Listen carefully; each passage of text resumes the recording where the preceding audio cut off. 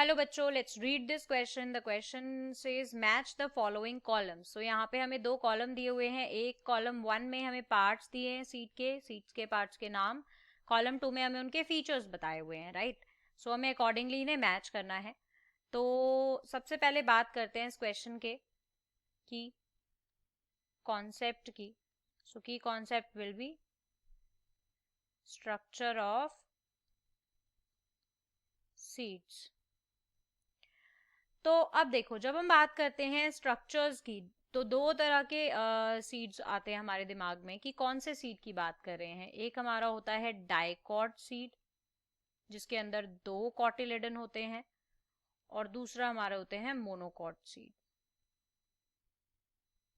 Right. तो monocot के अंदर क्या होता है, एक ही कॉटिलेडन होता है.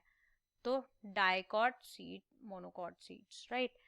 तो अब देखो, ये जो हमारे सीड्स होते हैं, जो एंजियोस्पर्म के सीड का जो स्टोरेज होता है फूड रिजर्व का, वो मोनोकॉट और डाइकॉट के लिए अलग अलग होता है. मतलब मोनोकॉट की अगर मैं बात करती हूँ, जैसे कि कॉर्न या वीट के अंदर, तो यहाँ पर सिर्फ एक ही कॉटिलेडन है, राइट. मैंने कहा कि एक सिंगल कॉटिलेडन है, यहाँ पे सिंगल कॉटिलेडन है जो कि कहलाता है क्या, स्क्यूटेलम, राइट. स्क्यूटेलम. अब जो स्क्यूटेलम है वो कनेक्ट होता है डायरेक्टली एम्ब्रियो से कुछ वस्कुलर टिश्यूज के थ्रू, जाइलम फ्लोएम के थ्रू. अब फूड रिजर्व जो है वो लार्ज एंडोस्पर्म के अंदर स्टोर होता है. जर्मिनेशन के बाद एंजाइम जो है वो सिक्रीट होते हैं एल्यूरोन से, राइट. एल्यूरोन क्या है, एक सिंगल लेयर होती है. एल्यूरोन एक सिंगल लेयर होती है सेल्स की सीड कोट के अंदर, जो कि एंडोस्पर्म और एम्ब्रियो को सराउंड करके रखती है. अब कुछ एंजाइम्स होते हैं जो कि डिग्रेड करते हैं कार्बोहाइड्रेट, प्रोटीन और लिपिड को जो स्टोर्ड है वहां पे पहले से. और क्या होता है, जो भी प्रोडक्ट बनता है उसको स्क्यूटेलम अब्सॉर्ब करता है और फिर उस वस्कुलर टिश्यूज के थ्रू भेजता है डेवलपिंग एम्ब्रियो तक. तो इसीलिए स्क्यूटेलम को हम देख सकते हैं अब्सॉर्प्टिव ऑर्गन की तरह भी, और ना कि सिर्फ एक स्टोरेज ऑर्गन की तौर पर. अब दो कॉटिलेडन होते हैं हमारे डाइकॉट के अंदर, राइट. अब बेसिकली दो कॉटिलिडन है, और अगर मैं बात करती हूँ एंडोस्पर्मिक डाइकॉट्स की, एंडोस्पर्मिक मतलब जिनका एंडोस्पर्म अभी बचा हुआ है, तो वहां पर तो फूड जो है, फूड रिजर्व जो है वो एंडोस्पर्म में स्टोर होता है. जर्मिनेशन में दोनों कॉटिलेडन जो है वो अब्जॉर्प्टिव ऑर्गन की तरह एक्ट करते हैं, राइट. तो अब अगर हम बात करते हैं स्ट्रक्चर्स की, तो सीड, राइट, को प्रोटेक्ट करने के लिए एक कवरिंग होती है जिसको मैं कहती हूँ सीड कोट, राइट. ये इंटेग्यूमेंट से बनती है ओव्यूल सैक की, राइट. अब डाइकॉट के अंदर जो सीड कोट है वो फर्दर दो में डिवाइड होता है. एक आउटर कोट होता है, एक इनसाइड कोट होता है. तो आउटर इंटेग्यूमेंट जो हमारे होते हैं, आउटर इंटेग्यूमेंट जो होता है हमारे ओव्यूल का, वो आउटर इंटेग्यूमेंट बनता है outer coat, that is known as testa. और जो हमारा इनर इंटेग्यूमेंट होता है वो हमारा बनता है tegmen, that is the inner coat, right. अब एम्ब्रियोनिक एक्सिस की बात करते हैं. देखो यहाँ पे ये मैंने डायग्राम लगाए हुए हैं.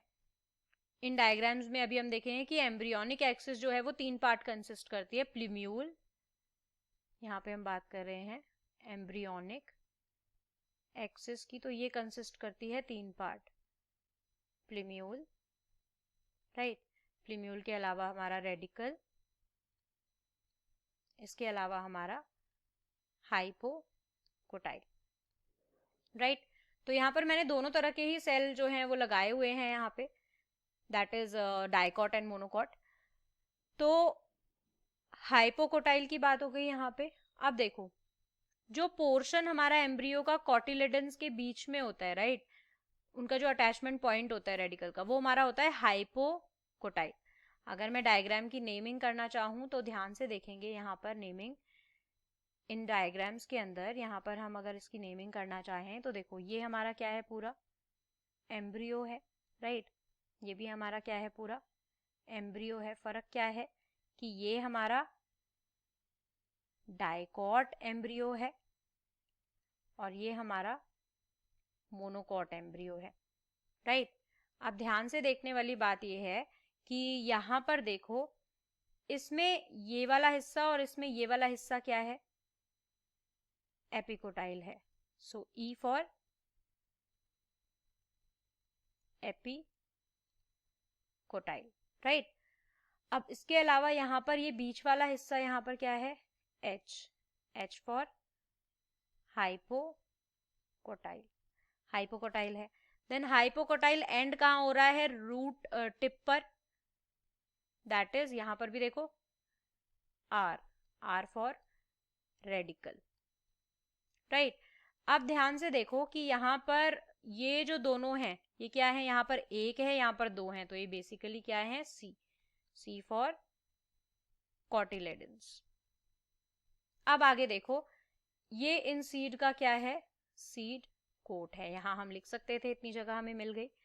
अब यहां पर देखो, ये यहां पर मोनोकोट के अंदर यहाँ पर क्या है, एंडोस्पर्म अभी भी बचा हुआ है, तो ये क्या है, एल्ब्यूमिनस सीड है, और we can say endospermic seed है। यहां पर हमारा एंडोस्पर्म नहीं है, so it is exalbuminous और non endospermic seed.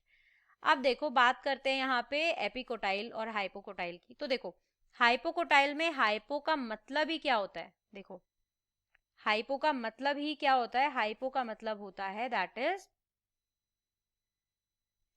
Below the cotyledon, below the cotyledon, right.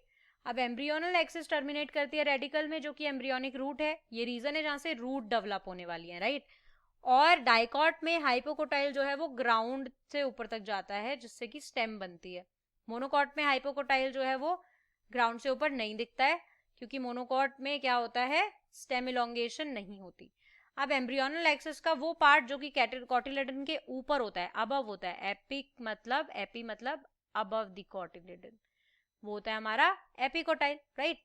तो अब अगर मैं अपनी मैच देखती हूँ, तो हमारा प्लूम्यूल क्या है, स्टेम टिप है, और हमारा हाइपोकोटाइल है वो क्या है, portion below the cotyledon, AP portion above the cotyledon, cotyledon क्या है, लीफ है एम्ब्रियो के।